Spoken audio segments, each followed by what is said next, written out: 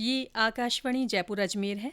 अब आप रितिका गुप्ता से राजसमंद जिले की चिट्ठी सुनिए। इसके लेखक हैं दिनेश श्रोत्रिय। प्रधानमंत्री नरेंद्र मोदी पिछले दिनों जिले के नाथद्वारा दौरे पर रहे। श्री मोदी हवाई मार्ग से नाथद्वारा पहुंचे। इसके बाद वे वल्लभ संप्रदाय की प्रधान पीठ श्रीनाथ जी मंदिर आए। वहां उन्होंने राजभोग झांकी के दर्शन कर देश में सुख समृद्धि की कामना की। इसके बाद प्रधानमंत्री दामोदर लाल स्टेडियम पहुंचे।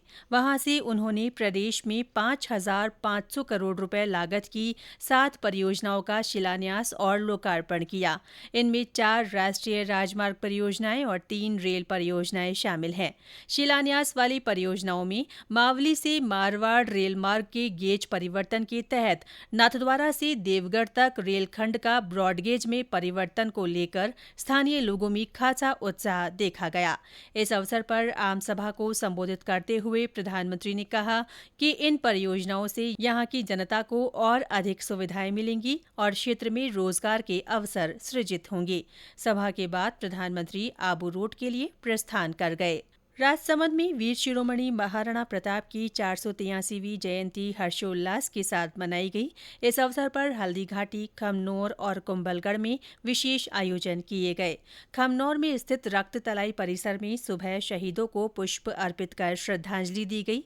इसके बाद रक्त तलाई से शाही बाग तक शोभा यात्रा निकाली गई। शोभा यात्रा में जय हल्दी घाटी नवयुवक मंडल के युवाओं ने प्रताप, पूंजा, झालामान, भामाशाह और महाराणा प्रताप की सेना की वेशभूषा में घोड़ों पर सवार होकर भाग लिया। शोभा यात्रा में 500 के करीब महिलाओं ने कलश लेकर भाग लिया। शोभा यात्रा शाही बाग पहुंची, जहां पर 3 दिवसीय मेले का आगाज हुआ। इस दौरान विधानसभा अध्यक्ष डॉ सीपी जोशी और अन्य जनप्रतिनिधि सहित स्थानीय लोग मौजूद रहे। प्रधानमंत्री नरेंद्र मोदी के नेतृत्व वाली केंद्र सरकार के कार्यकाल के 9 साल पूरा होने के अवसर पर भारतीय जनता पार्टी द्वारा जिले में विभिन्न कार्यक्रम आयोजित किए जा रहे हैं। इसके लिए जिले के पदाधिकारियों और कार्यकर्ताओं को जिम्मेदारियां सौंपी गई है। राजसमंद जिला कारागृह में अपर जिला और सेशन न्यायाधीश मनीष कुमार वैष्णव ने पिछले दिनों औचक निरीक्षण किया। उन्होंने अधिकारियों को सीसीटीवी कैमरों को दुरुस्त करवाने के निर्देश दिए। इस दौरान न्यायाधीश ने बंदियों को पैरवी के अधिकार की सुनिश्चितता, सफाई व्यवस्था और भोजन व्यवस्था के संबंध में कैदियों से बातचीत भी की। जिले में हाल ही में आयोजित राष्ट्रीय लोक अदालत के तहत 11 बेंचों के माध्यम से आपसी समझाइश और राजीनामे से प्रकरणों का निस्तारण किया गया। इन बेंचों में 1,098 लंबित प्रकरण और 34,435 प्री लिटिगेशन के प्रकरण निस्तारित किए गए। देवस्थान विभाग की ओर से संचालित वरिष्ठ नागरिक तीर्थ यात्रा योजना के तहत राजसमंद कलेक्ट्रेट सभागार में लॉटरी निकाली गई।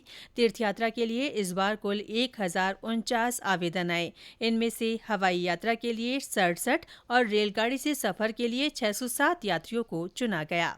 उत्तर पश्चिम रेलवे के अजमेर मंडल के कांबली घाट फुलाद सेक्शन को हेरिटेज सेक्शन के रूप में विकसित किया जाएगा।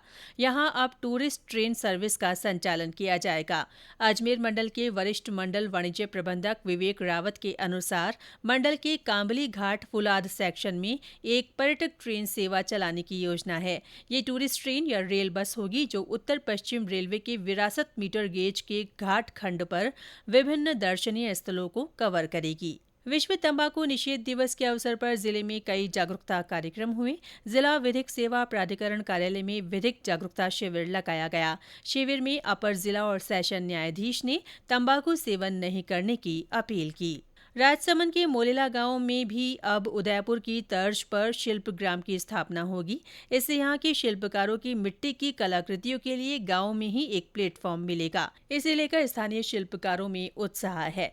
मोलेला गांव को टेराकोटा आर्ट से पहचान मिली है। जल शक्ति मंत्रालय के केंद्रीय नोडल अधिकारी हिना उस्मान और डॉक्टर जयपाल गर्ग ने कैच द रेन 2023 अभियान के तहत जिले के भावा गांव का पिछले दिनों दौरा किया।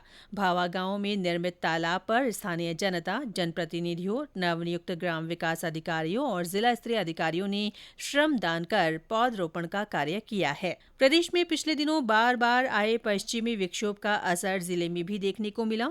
इसके असर से आंधी और विभिन्न स्थानों पर बारिश दर्ज की गई। इसके साथ ही राजसमंद जिले की चिट्ठी समाप्त हुई।